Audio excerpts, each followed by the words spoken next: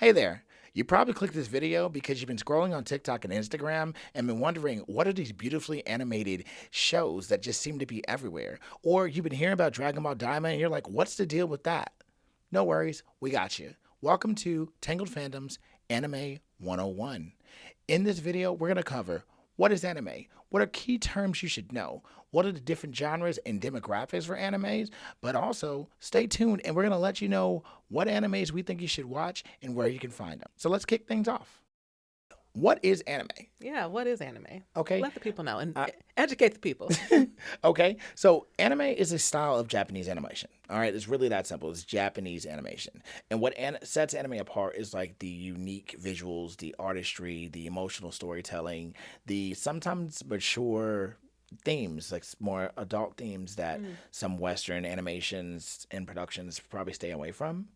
But they are complex. They are deep. Like if you love soap operas, you can find an anime that you can get into. If you love to watch shows with your kids, there are shows for kids that you can watch with them as well. So, you know, for those of you who have felt like the barrier between animes is just cartoons, it's way deeper than that. Now that we've covered kind of what anime is and our backgrounds, let's dive into some useful terms that will help you on your anime journey.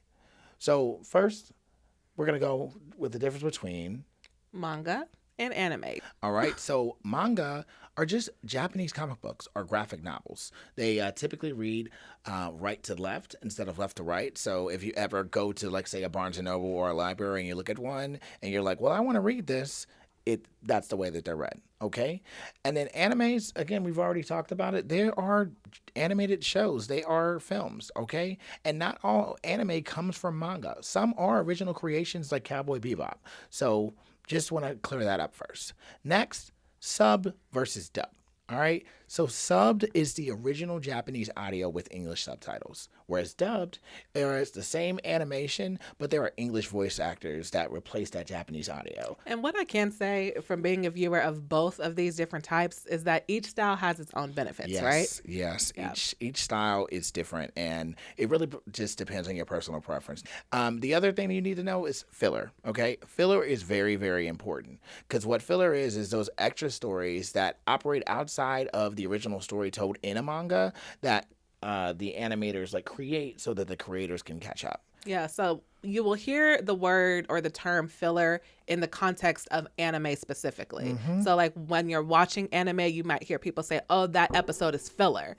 So that just means that the animator or the creators of that anime are waiting for the storytelling in the actual manga to catch up. So for all the Disney fans out there, you might hear people say, oh, like that's not canon, or, you know, superheroes, like things like that's not canon. Like some of those filler episodes might not be canon or like true to the manga, but they needed something to kind of buy themselves time. Agreed. Or in the case of Boruto, they may take inspiration from other source materials like the Naruto light novels and use that opportunity to tell those stories that for individual who may not have been able to buy those books. Now let's talk about the demographics for anime. Okay, so some may also confuse this as genres, but the reality is animes are kind of broken up into different little subgroups.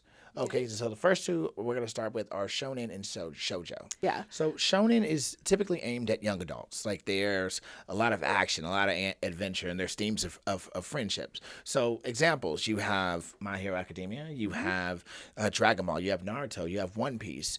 So these are ones that typically there's a lot of action figures. All right. So shojo is aimed at young females. And again, like Erica said earlier, everybody can watch these. Okay, so these are themes about romance, personal growth, emotions. A couple of examples that I've enjoyed: Sailor Moon and Fruits Baskets. So, you know, it doesn't matter whether you're a boy or girl or everything in between, you can watch these.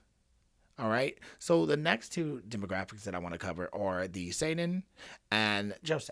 Okay, so seinen is adult male oriented. All right, those are where you get the psychological thrillers. You get the more mature action. You know, somebody's probably going to be unalived. I'm just being honest. And then josei, flip side of the spectrum, the adult female audience. So earlier in the video, we talked about watching anime with your kids, right? And that's a journey that we've been on over the last few years with our kids, trying to find the right ones. And I want to be clear here: not every anime or every genre is appropriate for kids. So you got to be very careful if you're a parent watching this video, trying to get your kids introduced to it. There are animes specifically for young kids. Those are called kodomonkes. All right, so that's like your Pokemon, your Monster Rancher, or your Digimon. Okay, so you can Google these and you can find these.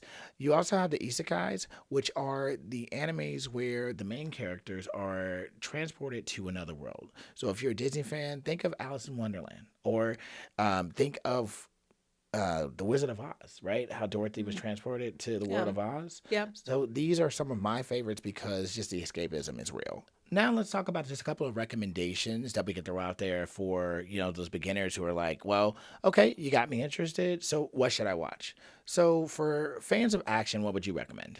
Fans of action, I would say an easy starter one to dip your toe into is going to be My Hero Academia. As you can see, I love My Hero Academia, but it is a great one. And for Disney lovers specifically, I think that this could be a great one for you because there are so many characters within the show that you can find your connection with and think about things that you love. So think about Encanto, like all the cousins in Encanto, they all have their own kind of special magical power. That is kind of the vibe for My Hero Academia. So it's full of action, it's full of different sort of characters, and it's a great one. Agreed. Yeah. Or if you're into fantasy, like you say you're a Harry Potter fan, I would recommend a show like Mashal. Okay, so Mashal basically is Hogwarts if the main character didn't have magic. So you can take that. Watch Mashal. All right, if you're into romance, I would throw out there Your Name, because and there's really listen, there's so many romance animes out there that there's no shortage. So I'm throwing out Your Name, but you could also throw out Tenchi Muyo if you Google that. Be careful what you're Googling. And there's too many to name. All right, now for our parents, couple light shows that we're going to throw out there for you. I've already said Pokemon. Yep. But you also have Spirited Away. You could watch Kiki's Delivery Service with your kids. You could also watch Little Witch Academia. So, or Poyo. Yeah, some of those animated films too. Don't forget about those. So those are just a few recommendations that we want to put out there for you to get started. Now, if you've been staying this long, you're probably asking yourself, where can I watch these animes, right? So there are tons of services that you can watch. And I said earlier, when I first started watching anime, I was lucky to be able to find an episode split into 12 clips on YouTube. But you can find the full episodes on YouTube, of course, right? Yeah. But there are streaming services that are dedicated to anime. Like, I mean, you've got some easy ones. Some easy ones that you probably already have subscriptions to, and you don't have to go and spend extra money. Think about Netflix and Hulu. You can find a lot of these series on Netflix and Hulu. For sure. And Crunchyroll. And what's happening with the popularity of anime increasing, some of these platforms are actually creating their own animes. So again, Crunchyroll, Netflix, Hulu, Amazon Prime, even Pluto. Pluto has multiple free anime networks. Now, those are more likely to be subbed, so just look out for that, okay? Yeah. And also, if you are a bit more of a pirate, if you're one piece leaning individual, you can go on Reddit and find some other sites to be able to find a more wide range of animes to watch. All right, but if you are watching anime and you just are checking this out, let us know in the comments, what are you watching? What do you recommend? So that's a wrap on Anime 101. We hope that you found this video helpful and got you excited about getting into anime. If you want more recommendations, drop the word anime in the comments and we'll share more of our favorites. Or, because we love connecting with our Tangled Fandom community, drop your favorites and let us know which ones we should watch. If you like the video or want to keep the conversation going, don't forget to like and hit the bell for more Tangled Fandom videos. As always, keep exploring the fandoms that you love. See you real soon.